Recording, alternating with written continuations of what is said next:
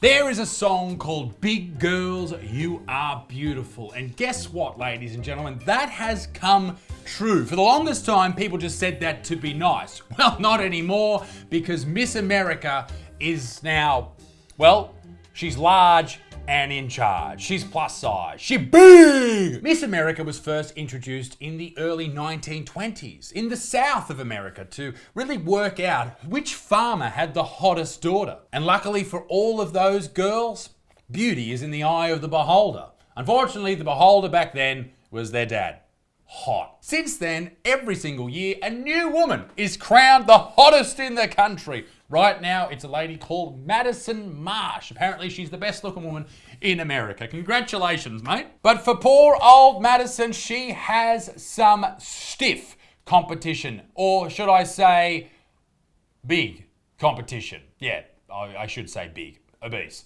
Because Miss Alabama, this lady, is coming for her crown. Madison, you're fucked, mate. You're over. It's done, girlfriend. You're fucking done. This right here is Sarah McMillan, 23 years old, and was overjoyed when she scooped up the top prize in the National American Miss Pageant. Wow. So this is the culmination of what happens when you give a generation participation trophies. Everyone expects to win, even when they absolutely shouldn't.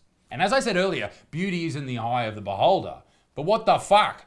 Are these blind? Now, those with very good vision will notice that Miss Alabama is a little bit different to her competition. Most of the participants in Miss America or any other country really tend to be, you know, hot-ish. And I'm not saying she's not hot. I am saying she's not hot, sorry.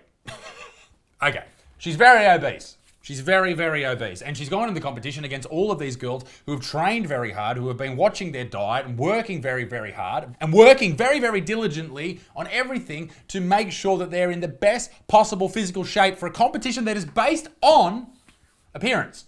And Miss Alabama just walks up there, probably had spaghetti bolognese the night before. She's dropping farts on the way up, allegedly. And she just takes the prize. She rips a big burp to the crowd and she goes, fucking dinner's on me. So just being with my family, seeing their smiling faces, feeling their presence. She's very nice, like she looks nice, but the time we stood with our shade. Let's face it, I'm not a divorcee at 30 years old, so I'm going to turn Taylor Swift off. Okay, so here she is, and if you just go back there, that's the difference between her and the competition, okay? She carries her bum at the front. Interesting.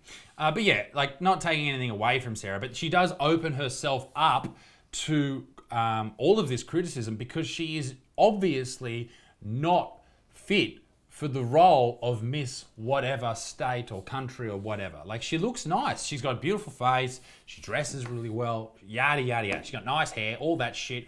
But you are still morbidly obese. That would be exactly the same as me going into a bodybuilding competition expecting to win. Like, yeah, I go to the gym, but I'm not fucking ripped. Like, at all. In fact, my body's disgraceful. Fuck me, I try hard and I eat well, but, you know, maybe I should get on steroids. I'd love to get on steroids. But anyway, I digress. Poor old Miss Alabama. She's, even their dads are looking at him going, no thanks. And when it was announced that she was the winner, I think she was the most shocked of all.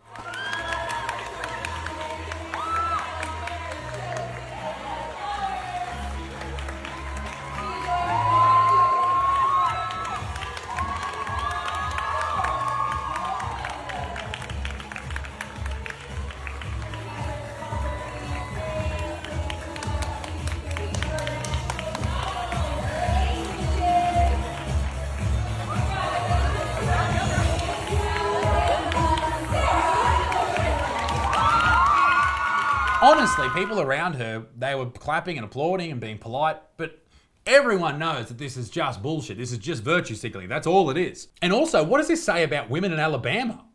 You must be fuck ugly.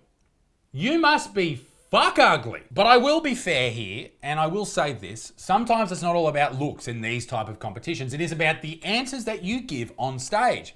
And one of the questions that was asked of Miss Alabama was, how would you solve world hunger? And she said, she'd skip lunch. But her delight was short-lived as vile trolls began quickly taunting her about her appearance. As I said before, if you win a beauty pageant and you're obviously not the person who should win, you're going to get taunted, and she knows that. Accept that, all right? If you want to win just because you're obese, because if she wasn't overly fat, she was just a little bit chubby, like she wouldn't have won.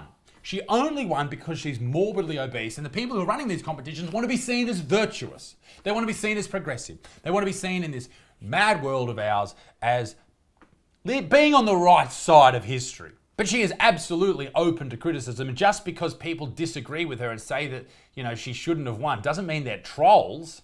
Doesn't mean they're trolls at all. It means they're fucking accurate.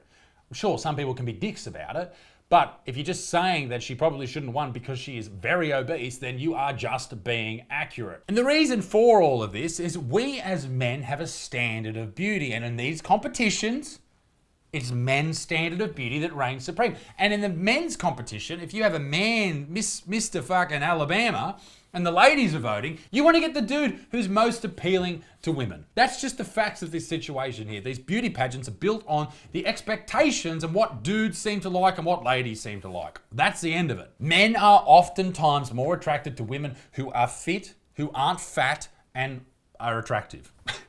But the reason is because obviously we want to be with someone who is not going to die. And unfortunately, when people are morbidly obese, their chances of dying are much, much higher. That's just facts. And you shouldn't be celebrating someone who is morbidly obese. And I know it's not nice to say, but you shouldn't, because they are very, very sick. That's just, once again, that's just the facts of the situation. And if you don't like that, then too bad. Now, the Daily Mail, who broke this story, used their extreme research skills to find what some people had to say about it. They went to the comments section, for fuck's sake. And they called out Blaine Tom Miagutis, who said, "I thought this was a beauty pageant." Once again, great work filling out your article there with quotes from the fucking comment section. Jesus Christ. Randy Hicks said, "Is that actually considered attractive in Alabama?" John Mason said, "This should have been Miss Jack in the Box winner." That's very funny, well done. And they're all sound points. In no one's mind is this lady attractive. If you had a gun to your head and you had to say, is that attractive? Every single person would say no. But a lot of people would say yes if the gun wasn't there. Because they like to lie. They like to be seen as polite, loving people. And people are just being polite when they say that she's beautiful. I'm sorry. She is winning because of pity. And no one wants pity. Pity is shit, mate. No, if you live your life just looking for pity from other people, what a dull existence you must have. How horrific. And also, on top of all of this, being super skinny is just as bad as being obese. So you shouldn't be like the models in the 90s snorting coke and just drinking vodka and not eating food. Both of those are terrible. You don't want to be skinny, and I think we should really make sure that we get that point out there. No one should be skinny. You should be fucking fit. You should be strong. You should work hard on your body.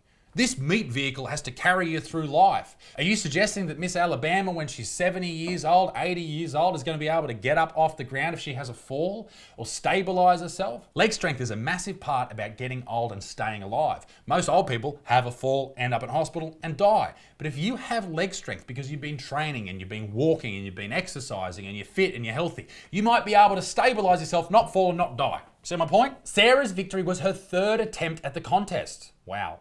The contest says it hopes to foster positive self-image by enhancing natural beauty within. Okay, so bigger chicks. Cool. But it's a fucking beauty pageant, mate.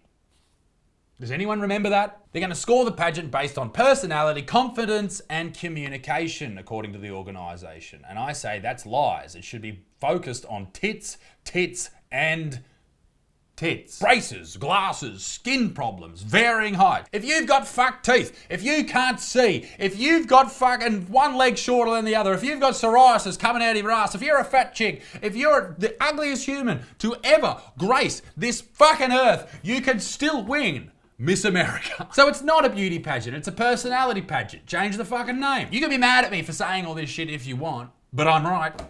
I will not be convinced otherwise. I am absolutely right. And you're only saying that she should have won because you pity her. And that's fucked. And I feel so sorry for these other girls that have worked so hard to be in these competitions at the very least and to win. Think about the money spent, the surgeries, the changes of gender. What am I talking about? I'm talking about Miss Maryland, who also won last week. Bailey Ann Kennedy, trans, was born a dude. Now is the hottest woman out of fucking Maryland. Congratulations, Maryland. You ugly bitches. And Old Love's not alone. Mariana Machet and Ricky Valerie Colley, Miss Netherlands in July last year, both born male. Catalina Enriquez, yes, when she became the first trans woman to compete in Miss America. It just goes to show you right there that beauty is only skin deep. Well, sometimes, anyway. Other times it's balls deep. Ladies and gentlemen, be a good motherfucker. Peace of the Middle East. Me dick stinks. I'll see you next time. Toodaloo, au revoir. Bye-bye.